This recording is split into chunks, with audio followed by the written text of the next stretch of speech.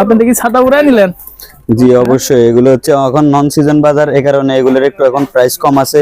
যেরকম এগুলো হচ্ছে উইন্ড প্রুফ ছাতা বলে, auto switch auto on of, ঠিক আছে। এগুলো আবার উইন্ড প্রুফ বিশেষজ্ঞ হচ্ছে এগুলো বাতাসে উল্টিলেও ভাঙবে না।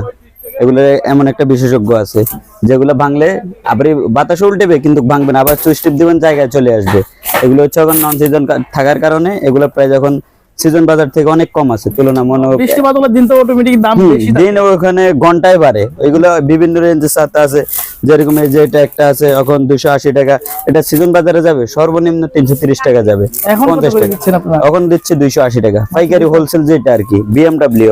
আবার এগুলোর ভিতরে আরো কমের লাগলো আছে, যেরকম কমের এই যে এটা আছে 260 টাকা, সিজন বাজারে এগুলো 310 টাকা 320 টাকা হয়ে থাকে এখন 260 টাকা। এখন পার পেজে প্রত্যেকটা ছাতায় সর্বনিম্ন 80 থেকে 100 টাকা হলো কম পাবেন। বুদ্ধিমান লোকেরা কিন্তু নন সিজনের ছাতা কিনা রাখে। আমরা যেরকম পাইকারি সিস্টেম এটু, আপনি যখন নন সিজন আসবে তখন আমরা কিনবো, আমরা ওই সময় আবার কমে বেচবো, দামে কিনবো দামে বিক্রি করব। যেরকম একটা ছাতার দিনে চেঞ্জ হয়, সিজন বাজার আসলে ছাতাটার রেট দিনে আপনার যদি এখন চলে 210 টাকা, সিজনে আসলে এটা হয়ে যাবে 300 টাকা। বিশেষ করে আমাদের কিন্তু ছাতা তখনই প্রয়োজন মনে হয় যখন বৃষ্টি আসে, অফিসে যেতে পারি না, তখন ছাতার কথা মানে প্রয়োজন মনে করি। কিন্তু আমরা যদি একটু আগে ভাগে ছাতা কিনে রাখি তাহলে কিন্তু আমাদেরও লাভ, দেখা যাচ্ছে আপনাদেরও কেনাকাটা বেশি হবে।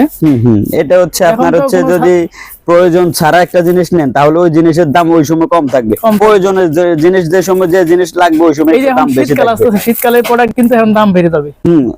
আপনার হচ্ছে যেরকম ছাতার সিজনে ছাতার দাম বাড়বে প্রত্যেকটা জিনিসের, স্কুল ব্যাগ বলেন, কলেজ ব্যাগ বলেন, অফিস ব্যাগ বলেন, আমাদের কাছে অনেকগুলো কোয়ালিটি আছে, অফিস ব্যাগ, কলেজ ব্যাগ, সব ধরনের ব্যাগের কোয়ালিটি।